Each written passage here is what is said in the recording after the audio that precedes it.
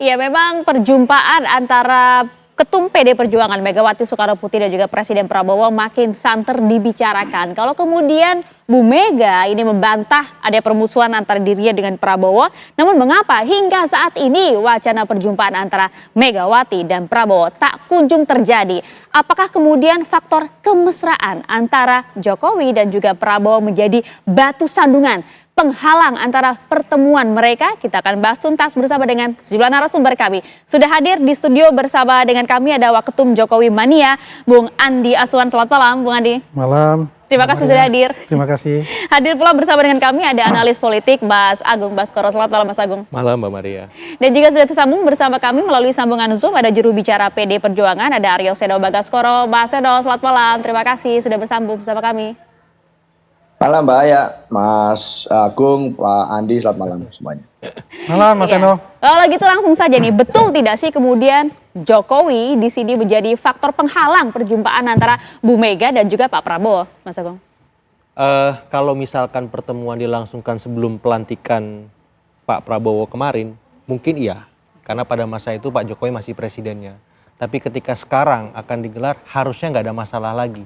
Kecuali memang relasi antara Pak Prabowo dengan Pak Jokowi ini memang membuat Ibu Mega harus menunggu kapan momen yang pas, apakah sebelum atau setelah Kongres pertemuan itu akan digelar. Karena kita tahu ada Mas Gibran sebagai wapresnya Pak Prabowo dan ini kan akan berlangsung 1 periode alias 5 tahun. Tidak mungkin kemudian Pak Prabowo ketemu Ibu Mega tanpa menghitung faktor-faktor itu ya, Mas Gibran, Pak Jokowi. Nah, apakah ketika nanti bertemu memang sebatas bertemu atau ada hal-hal lain yang memang harus disepakati. Nah, kalau misalkan ada hal-hal yang harus disepakati, ini yang saya kira yang membuat itu tertunda. Jadi faktornya kalau saya lihat bukan ke Pak Jokowi lagi sebenarnya. Jadi ada faktor non-Jokowi yang itu saya kira menjadi satu dalam tanda petik term and condition gitu ya, yang harus dipahami, disepakati oleh kedua belah pihak antara Pak Prabowo langsung dengan Ibu Mega semacam itu. Jadi faktor Pak Jokowinya menjadi minimal sebenarnya, tapi kita nggak tahu di panggung belakang seperti apa orkestrasi yang dilakukan ya Pak Jokowinya, Pak Prabowo-nya, Ibu Mega sehingga memang pertemuan ini masih tertunda walaupun memang ada arahan pada bulan ini, Mbak Maria, seperti itu. Waduh, langsung di ordal apa gimana nih infonya nih? Karena kalau kita mengingat begitu ya pernyataan dari senior politisi PDIP begitu ya, ada Pandan Ababan yang menyatakan Jokowi ini jadi penghalang nih perhubungan antara Megawati dan juga Prabowo. Betul demikian nggak sih Mas Eno? Ya terima kasih Mbak Aya. Jadi kalau ditanya apakah pertemuan itu akan terjadi atau tidak, per hari ini itu sudah semakin mendekati kebenaran. Artinya kepastian pertemuan itu akan segera berlangsung. Sekarang hanya masalah teknis saja untuk mengatur persoalan waktu, persoalan momentum, timing yang paling tepat antara dua tokoh ini bertemu. Apalagi kalau kita merentang sejarah panjang, itu hubungan Pak Prabowo dan Bu Mega ini kan sudah sangat lama sekali. Bahkan kalau boleh di-compare, dibandingkan hubungan Pak Prabowo dengan Bu Mega, ini jauh lebih lama dan sebenarnya jauh lebih panjang daripada hubungan Pak Prabowo dengan Pak Jokowi misalnya, atau Bu Mega dengan Pak Jokowi. Jadi hubungannya sudah sangat lama, banyak sejarah di situ, dan kami semua saling hormat menghormati. Bahwa dalam berbagai posisi politik, kontestasi politik, kami berbeda positioning dengan Pak Prabowo di dalam beberapa kali pilpres, tapi itu tidak mengganggu kualitas hubungan Bu Mega dan Pak Prabowo sama sekali secara pribadi, juga secara kelembagaan antara PDI Perjuangan dengan Gerindra yang komunikasinya selama ini berjalan dengan sangat baik. Nah, dalam konteks ini tentu saja kita semua tahu, publik tahu bagaimana PDI Perjuangan punya catatan-catatan kritis tentang Pak Jokowi. Bahwa kemudian kami memberikan sanksi organisasi berupa pemecatan kepada 27 kader partai termasuk Pak Jokowi dan keluarga, itu juga suatu fakta politik yang semuanya sudah tahu. Tetapi apapun itu kami tetap mempunyai hubungan yang sangat baik dengan Pak Prabowo. Bu Mega punya hubungan yang sangat baik dengan Pak Prabowo. Dan dalam posisi ini kami sampai hari ini mengambil posisi sebagai mitra strategis yang kritis dan konstruktif terhadap pemerintahan Pak Prabowo. Jadi kalau urusan pertemuan saja, saya rasa tinggal masalah menunggu timing. Dan kali ini sebenarnya bukan persoalan ada Pak Jokowi atau tidak ada Pak Jokowi, bukan faktor itu. Tapi murni ini adalah masalah persahabatan panjang antara Bu Mega dan Pak Prabowo yang tidak bisa ada orang ketiga yang mau ganggu-ganggu siapapun namanya. Itu Mbak Maria. Oke, kalau begitu benar tidak sih sebenarnya nggak ada masalah Jokowi di sini, hubungannya baik-baik aja kok.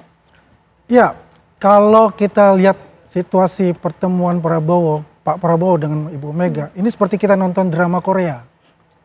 Jadi publik ini menanti-nanti bagaimana secara ofisial gitu ya, seperti beberapa tahun yang lalu ada datang ke Teguh Umar, rombongan, makan nasi goreng, 2019. muncullah namanya politik nasi goreng itu. Saya rasa benar dikatakan dari Mas Seno, bahwasanya hubungan antara Pak Prabowo dengan Ibu Mega itu ya sudah cukup lama. Bayangkan pernah menjadi pasangan ya, capres dan cawapres waktu itu saat 2008. Kemudian ada perjanjian batu tulis yang mungkin di situ ada dramanya juga di situ, sehingga banyaklah ya persepsi-persepsi ya. Tapi kalau kita mereka ini semua adalah negarawan gitu loh. Yang saya juga heran kenapa dikaitkan dengan Jokowi oleh salah satu dari elit politik dari PDIP. Bahwa ini ada ganjalannya adalah Jokowi loh. Jokowi sudah mengatakan, ya ini saya sangat mendukung sekali. Ini demi persatuan Indonesia. Stabilitas politik. Stabilitas politik gitu loh.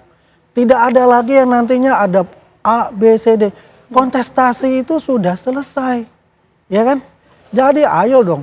Kalau saya malah berpikir begini, ya bisa lah diundang itu juga Pak Jokowi, diundang pula juga Pak SBY. Bentuklah suatu namanya Presiden Round Table Club.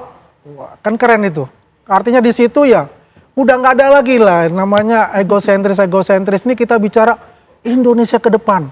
Bagaimana Indonesia ini bisa menjadi pemimpin di Asia. Beliau kan macan Asia. Tapi kenapa sih nama Pak Jokowi disebut-sebut mulu gitu, Bang? Ini hebatnya nih. Presiden Jokowi gitu. Diam aja sudah disebut-sebut, apalagi kalau dia berbicara gitu loh. Artinya beliau ini sangat dicintai oleh masyarakat Indonesia. Jangan dinafikan itu. Sudah selesai aja, orang banyak datang, berkunjung, berfoto dan sebagainya. Ada apa itu? Artinya ya beliau itu tidak dinafikan bahwa lebih dari 75% masyarakat Indonesia itu mencintai beliau. Yang kita inginkan ini adalah, ayo nanti kalau Pak Prabowo dan Ibu Mega bertemu, mudah-mudahan semua masalah-masalah yang ada, yang satu kan beliau adalah ketua umum partai politik, pemenang pemilu, hat-trick pula kan. Yang satu adalah ketua umum dan juga adalah Presiden Republik Indonesia. Nah, di mana mereka tidak bisa bertemu ini kan mesti ada sesuatu atau tidak, itu kan mereka yang tahu. Jangan-jangan itu obrolan Pak Jokowi di depan layar seperti itu, di belakangnya beda lagi jangan-jangan nih. Bagaimana bisa gini? Dia udah katakan kita setuju sekali, kok dia sangat mendukung itu 1000% gitu loh. 1000% didukung kata Mas Seno. Jadi apa kalau kemudian tidak ada masalah Bu Mega membantah permusuhan tersebut? Lantas mengapa hingga selama ini? Ya kalau kita semua sudah mendengar lah bagaimana pidato Ibu Mega pada saat momentum HUT partai kemarin. PDI Perjuangan pasca pilkada ini memang kami punya fokus yang harus dibagi ke banyak konsentrasi. Salah satunya adalah terkait dengan pilkada. Bahwa pasca pilkada masih ada beberapa daerah yang kami fight di Mahkamah Konstitusi. Lalu ada momentum politik penting partai di Kongres yang harus kita persiapkan juga secara maksimal. Konsolidasi internal ke daerah-daerah, kemana-mana. Itu juga adalah acara-acara dan kegiatan yang harus kami persiapkan dengan matang sebelum nanti menghadapi Kongres. Maka dari itu saya rasa energi partai masih banyak terbagi kemana-mana.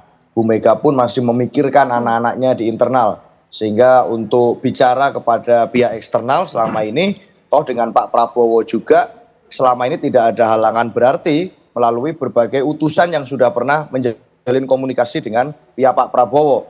Misalnya ada Pak Ahmad Basarah, lalu ada Pak Oli Dondo Kambe, lalu kemudian ada Mas Pramono Anung, termasuk juga Ketua DPR RI kami yang berasal dari salah satu kader terbaik kami, Mbak Puan Maharani, yang senantiasa membangun hubungan lintas lembaga antara DPR dan eksekutif pemerintah. Jadi tentu dalam posisi itu PDI Perjuangan sebagai partai politik yang tidak ada di dalam pemerintah tetap bisa menjalankan tugasnya sebagai mitra kritis pemerintah. Yang baik didukung penuh, yang kurang baik juga pasti dikritisi, tetapi artinya hubungan komunikasinya berjalan dengan lancar dan tidak ada hambatan. belum bertemu antara Bu Mega dan Pak Prabowo saja, bisa banyak sekali kok itu hasil dari komunikasi tersebut yang berjalan dengan baik. Apalagi nanti setelah bertemu. Jadi kita doakan saja semoga bisa segera bertemu, menunggu timing yang paling tepat. Itu Mbak Aya. Oke, masih menunggu timing yang paling tepat. Kalau misalnya kita lihat juga di layar kaca begitu Mas Agung, itu kan sempat viral tuh ya. Ada video yang dimana Mbak Puan sebut Pak Prabowo mau bertemu ibu langsung gitu ya. Kalau dilihat dari segi ekspresi Bu Mega, betul tidak sih selama ini yang menunda-nunda itu adalah Bu Mega? Dijawabnya nanti ya, sesaat lagi. Tetap bersama kami di Apa Kabar Indonesia Malam.